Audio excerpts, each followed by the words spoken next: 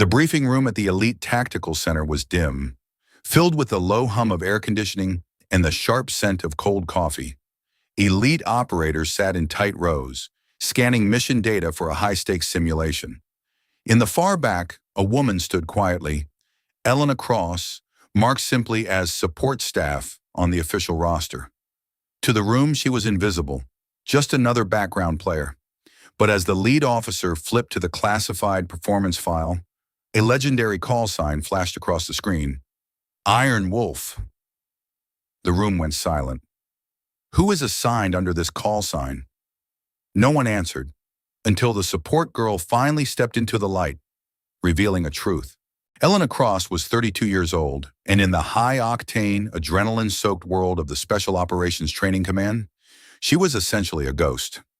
She worked in the Logistics and Tactical Data Analysis Wing, a section of the base that most elite operators only visited when their high-tech equipment malfunctioned or their travel vouchers were delayed in the bureaucracy. She wore plain tactical trousers and a simple black polo shirt with no unit patches, no rank insignia, and no shiny medals. Her hair was always pulled back into a functional, severe bun, and her expression was a permanent mask of polite, professional distance. To the Navy SEALs, Army Rangers, and International Special Forces units passing through the facility for pre-deployment, Elena was simply support. In their world, social hierarchy was built on the physical weight of your pack, the scars on your arms, and the number of combat jumps recorded in your logbook. They saw her as a bureaucrat, a desk clerk, someone who understood spreadsheets and battery life, but wouldn't know the difference between a high-pressure ambush and a simple paper cut. She was the person who handed out the GPS units and checked the software updates on the thermal optics. The air at the base always smelled of gun oil, jet fuel, and the heavy humidity of the surrounding forest.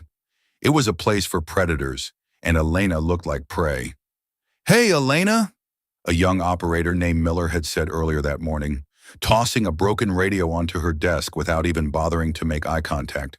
"This thing is glitching again during the night drills. Can you fix it before the 1400 briefing? I need it to actually work while the real teams are moving in the dirt. Wouldn't want to get lost because support didn't do their job." Elena didn't flinch or show a single spark of annoyance. She didn't argue or try to explain that she was currently processing a complex three-dimensional terrain analysis for the entire northern sector. She simply picked up the radio, noted the serial number with a quick glance, and gave a small, unbothered nod. "I'll have it ready for you, Sergeant. The firmware just needs a stable anchor." Miller had already turned away before she finished speaking, laughing with his teammates about a training jump they had completed the night before. They spoke loudly, their voices filled with the casual, rugged arrogance of men who believed they were the only ones on the base who truly mattered. To them, Elena was part of the background furniture, a character in the epic story of their careers, who didn't even have a speaking line. The base was a fortress of steel and concrete, designed for one singular purpose: to forge the world's most capable warriors. In such an environment, if you weren't carrying a rifle or leading a tactical squad, you were considered secondary. Elena lived in that second-tier existence without a word of complaint. She spent her days in a small, windowless office filled with glowing monitors, encrypted servers, and the steady hum of data processing. She watched the real-time data feeds from the field. She analyzed the thermal signatures of the trainees, and she provided the overwatch that kept the simulations from becoming fatal accidents. No one ever thanked her for the terrain corrections she sent to their tablets during a rainstorm. No one ever asked how she knew exactly where the bottleneck in their formation would occur before the lead scout even reached the clearing. They assumed it was just the latest Pentagon software. They assumed the technology was doing the heavy lifting. They never imagined that the quiet woman in the black polo was the one rewriting the tracking algorithms in real time to save their lives from their own mistakes. She was overlooked not because she was incapable, but because she deliberately chose to be silent. She had learned long ago in places far more dangerous than this training ground that in the world of true professionals, the loudest voice in the room is often the first one to lose focus when the lights go out. Elena preferred the silence. It allowed her to listen to the rhythm of the bass, It allowed her to see the patterns of failure that the overconfident missed. As the clock ticked toward the afternoon briefing, she walked toward the main command center theater. She carried a single tablet and a small notebook. Several operators brushed past her in the narrow hallway, their heavy tactical boots sounding like thunder against the linoleum. None of them stepped aside for her. None of them acknowledged her presence with a nod. She was just support staff, a shadow moving in the wake of the elite, or so they had convinced themselves. If you think people in support roles are often overlooked, comment, that is unfair. The main briefing room was a high-tech theater of modern warfare. Large, high-resolution screens displayed topographic maps, satellite imagery, and complex cascading streams of tactical data. The atmosphere was thick with tension and the smell of stale coffee. This was the final review before the Black Sea simulation, the most difficult and unforgiving exercise in the entire program's history. Colonel Silas Vance, a man with a face like carved granite and a reputation for absolute surgical precision, stood at the podium. He wasn't interested in excuses, bravado, or almost successful missions. He was interested in measurable results and the cold truth of the battlefield. "Gentlemen," Vance began, his voice a low, gravelly rumble that silenced the room instantly. "We are analyzing the preliminary data from last night's night extraction drill in the valley. Third squad, you were 4 minutes late on the primary extraction point. Second squad, you lost internal communication in the heavy canopy because you didn't check your relay settings. Only one unit performed with 0 errors, and they aren't even officially a field unit." The operators looked at each other, confused and slightly insulted. They were the best of the best. How could an unformed group or an outsider outperform their synchronized teams? Vance hit a key on his remote, and a new file appeared on the massive central screen. It was a performance log labeled with a single, striking call sign in bold white letters, Iron Wolf. The room went deathly quiet. Iron Wolf was a name that had been whispering through the digital channels of the command for the last 6 months. It was associated with a series of high-level tactical interventions during the most chaotic parts of the training cycle. Every time a team was about to be wiped out in a simulated ambush, a series of precise, surgical data strips would appear on their HUDs, guiding them out of the kill zone. Every time a primary communication line was jammed by the mock insurgents, Iron Wolf would find a hidden sub-frequency and restore the link in under 3 seconds. "Look at these metrics," Vance commanded, gesturing to the screen with a steady hand. The data was breathtaking. Coordination speed, 0.4 seconds. Tactical foresight, 98.7% accuracy. Mission success. Influence, absolute. There were no long, flowery descriptions of heroism. There were no letters of recommendation from politicians. There were only raw, cold numbers, timestamps, and mission coordinates. The logs showed that Iron Wolf had been active in every major theater of the simulation, often acting at the same time as the primary teams, but always from a position that no one could pinpoint on the map. Iron Wolf identified the hidden ambush in Sector 7 3 minutes before the ground sensors even picked up the heat signatures, Vance noted, his eyes scanning the rows of operators. They bypassed the encryption on the enemy's mock scrambler and fed the exact coordinates directly to First Squad's lead. Without Iron Wolf, First Squad would have been dead on the field within 10 minutes of insertion. Miller, the sergeant who had tossed the radio to Elena earlier that morning, leaned forward in his seat. His eyes were fixed on the screen, reflecting the blue light of the data. He remembered that exact moment in Sector 7. He remembered the sudden, calm, and robotic voice that had appeared in his ear, giving him a specific heading that saved his team from a simulated mortar strike. He had assumed it was the Admiral's high-level AI, or perhaps a senior tactical officer sitting in a remote bunker in Virginia. "Who is this guy?" Miller whispered to his teammate, his voice filled with genuine awe. "Must be some Tier 1 strategist they flew in from the Pentagon for the final week." The curiosity in the room began to boil over into a restless energy. The operators were analyzing the data with a new kind of intensity. They saw the sheer brilliance in the movement patterns. They saw the cold, calculated efficiency of someone who didn't care about the glory or the medals, only the objective. The file was a masterclass in tactical support, but the column for personnel ID was heavily encrypted with a level 5 security clearance. "I've been in the field for 20 years, senior chief petty officer remarked. "I've seen some incredible operators and some brilliant minds. But this is something else. This person reads the battlefield like they designed the gravity itself. They see through the fog before it even forms." Elena stood in the very last row, her tablet held tightly against her chest. She watched the screen with the same neutral, unreadable expression she always wore. She saw her own work being scrutinized and praised by the men who had ignored her for weeks. She saw their amazement. She saw their sudden, desperate need to know the identity of the person they had come to rely on in the dark. She knew the data didn't lie. It showed the absolute truth of her impact, stripped of the support staff label that usually made her invisible to the ego-driven warriors. For the first time, they were seeing her mind. They were seeing her skill, and they were terrified of how much they didn't know about their own environment. Colonel Vance scanned the room, his eyes lingering on the elite faces of the operators. He saw their confusion, their bruised egos, and their rapidly growing respect for a name they couldn't put a face to. "If you realize real impact is often hidden in plain data," Vance said, his voice dropping to a low, powerful whisper, "then you are finally starting to understand what this command is actually about.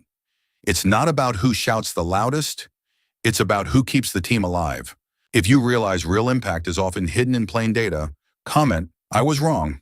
Colonel Vance stepped away from the podium and walked to the center of the stage. He folded his arms over his chest, his gaze piercing through the heavy silence of the theater.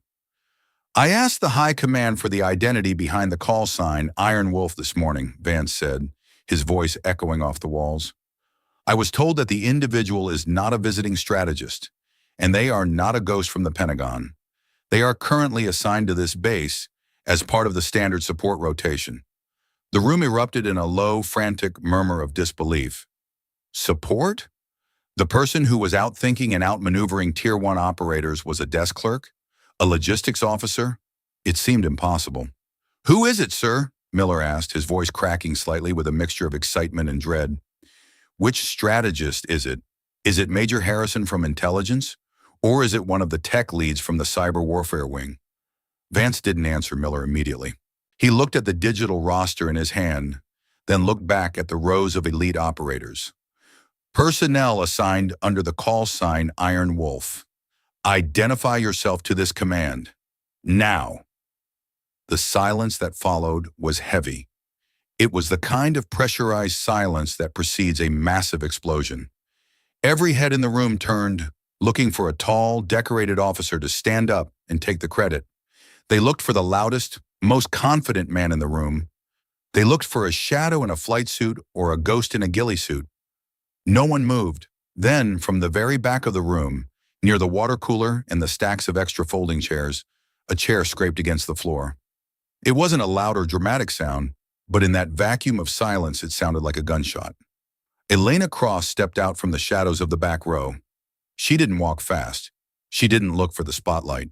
She simply moved with a steady, unhurried, and rhythmic pace toward the front of the theater. She held her tablet at her side, her shoulders perfectly square, her green eyes fixed on the colonel with a terrifying level of focus. "That's me, sir," she said. Her voice was calm, melodic, and entirely devoid of the need for validation or applause.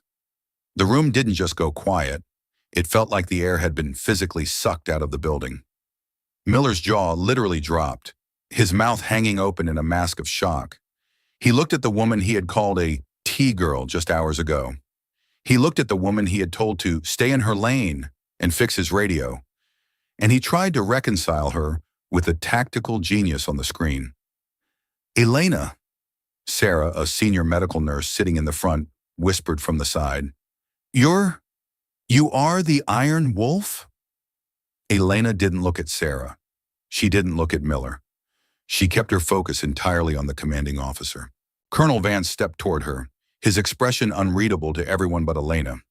He took the tablet from her hand, verified the high encryption security token on the screen, and then looked back at her with a depth of respect that he usually reserved for 4-star generals and legends of the field. "Agent Cross," Vance said, his voice carrying through the room like a tolling bell. "I was under the impression your unit was completely deactivated and scrubbed from the record after the 13th extraction in the desert." "My unit was, sir," Elena replied quietly, her voice steady. "But my duty to the mission wasn't.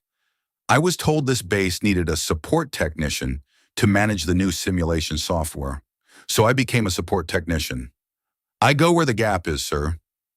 The term agent hit the room like a physical blow. The operators realized they weren't looking at a civilian contractor or a low-level clerk.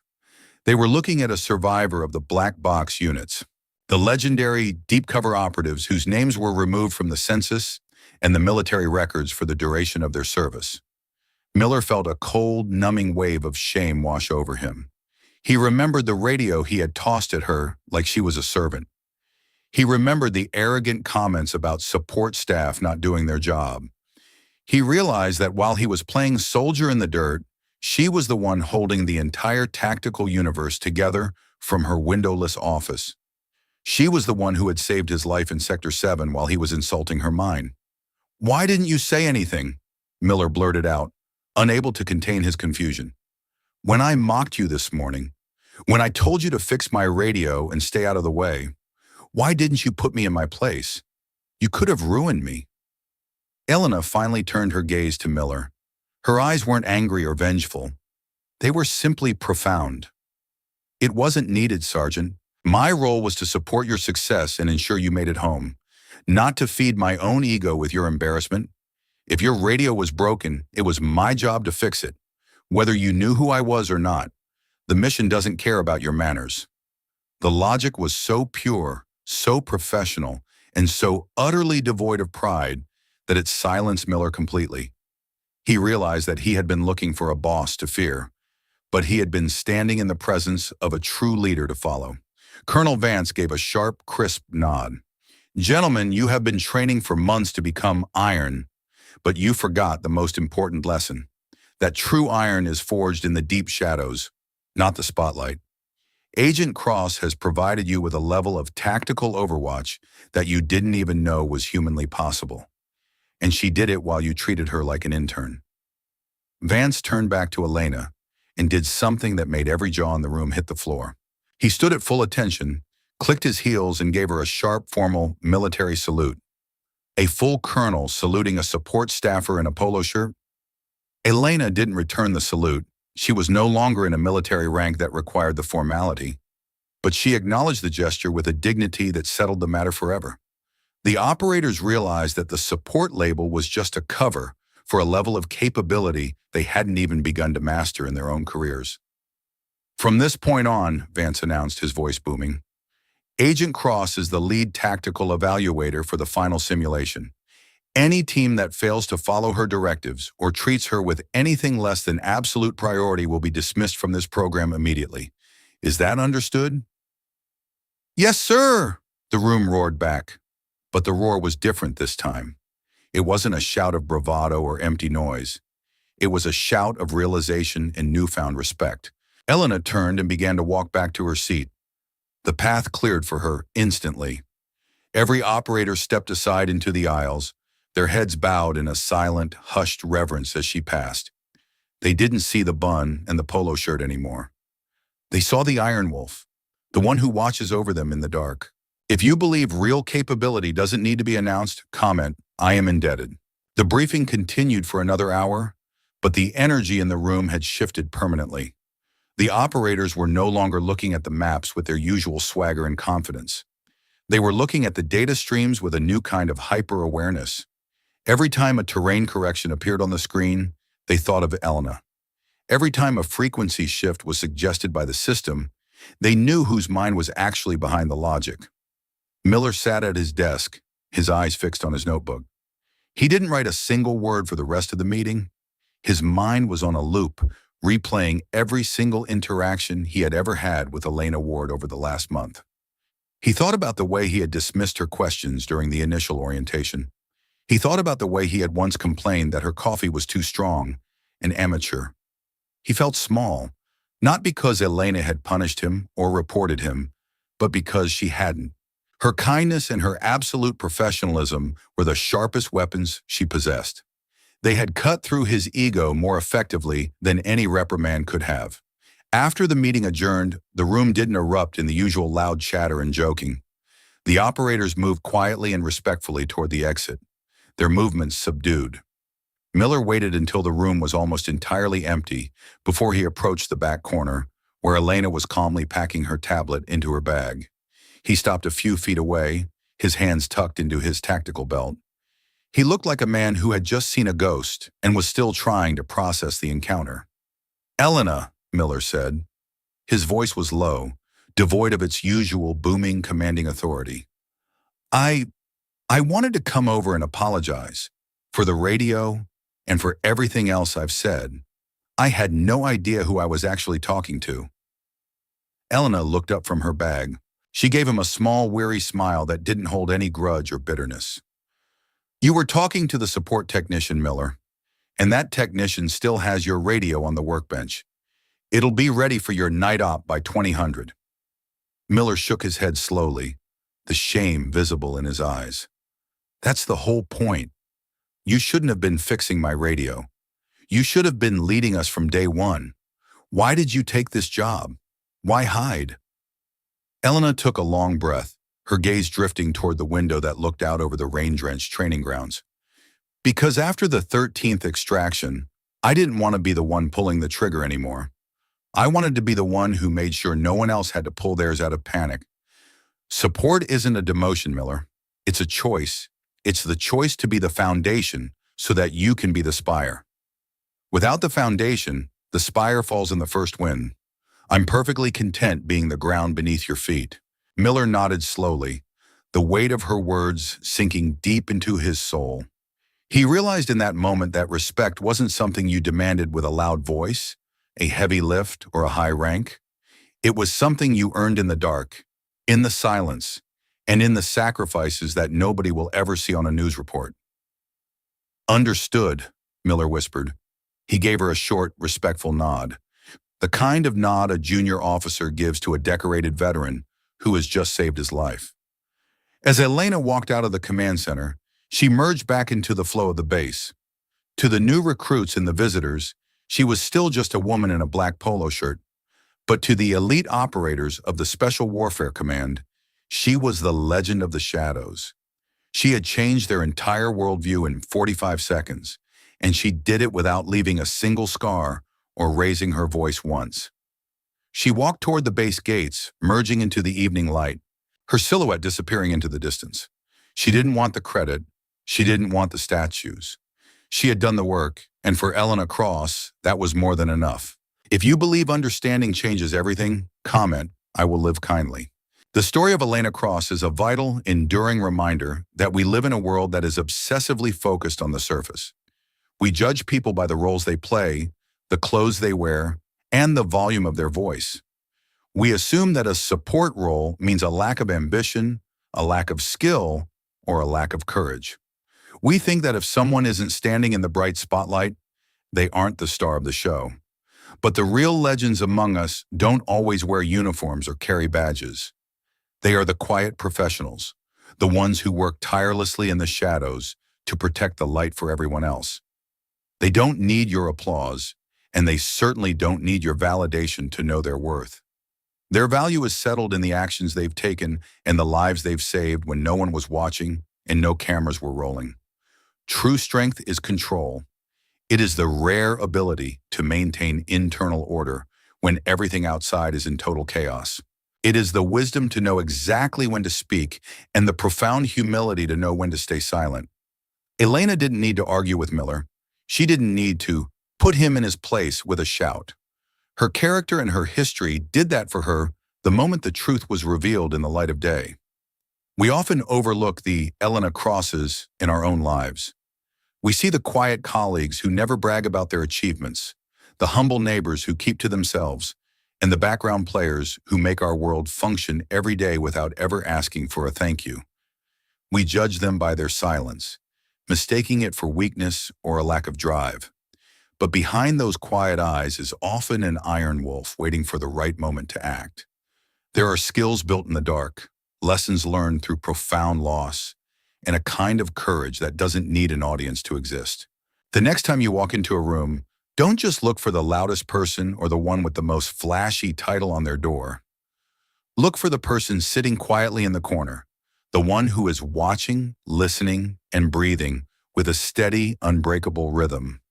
Don't judge the role until you understand the impact, and never assume that a support staffer is empty of a warrior's heart.